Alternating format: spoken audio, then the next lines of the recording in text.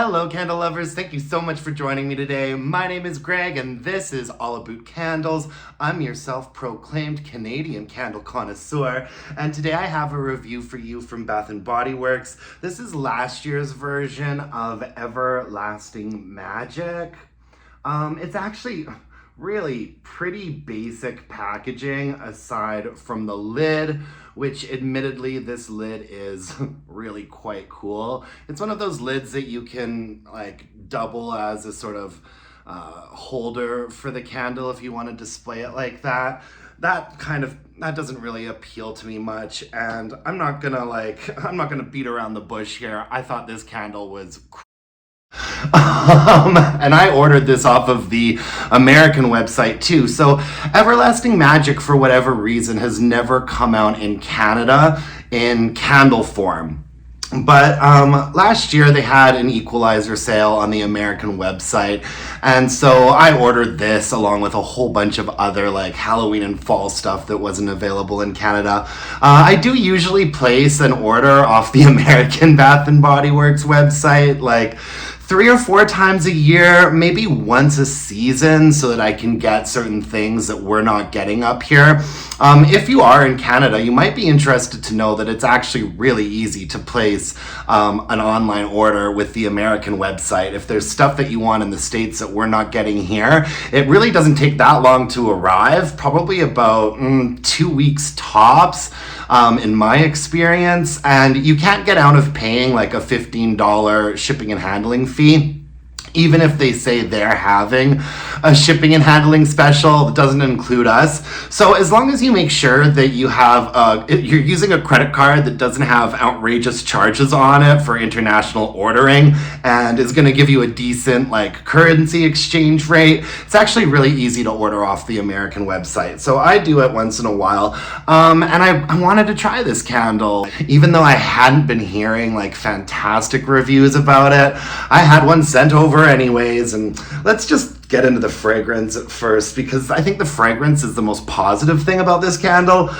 Bejeweled Berries, Phantom Petals, and Enchanted Musk. So basically we're looking at a very, very standard Bath & Body Works body care formula, which is Bejeweled Berries on top, Phantom Petals in the middle, and Enchanted Musk on the base. And so that is literally just the formula of a Bath & Body Works fruity and floral body care with something vanilla or musky on the bottom. And this candle does actually have a really nice fragrance to it.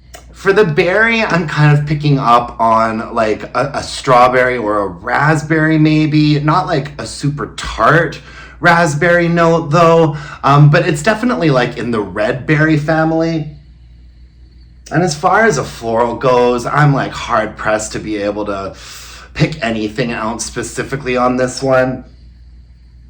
It wouldn't be like a strong, abrasive white floral. It might be like, certainly nothing like a lavender either. More of just like a generic sort of like wildflower note. I realize that's kind of a cop-out of a scent description, but it's really the best I can do. And in the base there is something like a little bit musky and nice. I mean, this is just a nice fruity floral Bath & Body Works body care scent. What I do like about it is a little bit deeper and richer than some of these body care fragrances are. Like this sort of sits in like a mid-range scent-wise, whereas I find most of their body care these days is like up here. So this does have a sort of a bit more depth to it, which is why I actually like the fragrance itself if I can get my nose close enough to actually smell it. I also pick up on something, maybe a little bit of plum in there. But yeah, overall a nice fragrance, but just a terrible, terrible candle. I'd say that the strength and throw was, look at this by the way, strength and throw was probably 4. It did have a nice deep colored wax there, but I just think that thick ropey wicks and dark colored wax, maybe it could just be my imagination, but it always seems like dark wax and thick wicks is like a recipe for disaster with Bath and Body Works.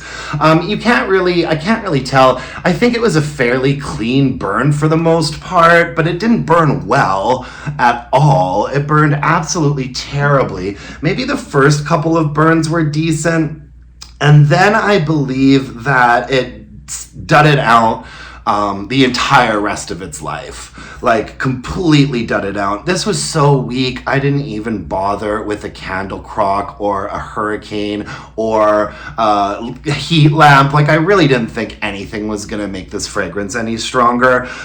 So what ended up happening was I kind of just left it to burn as like ambience, just as if it was like an unscented candle. I'd have other candles burning around, because there was really nothing coming off of this.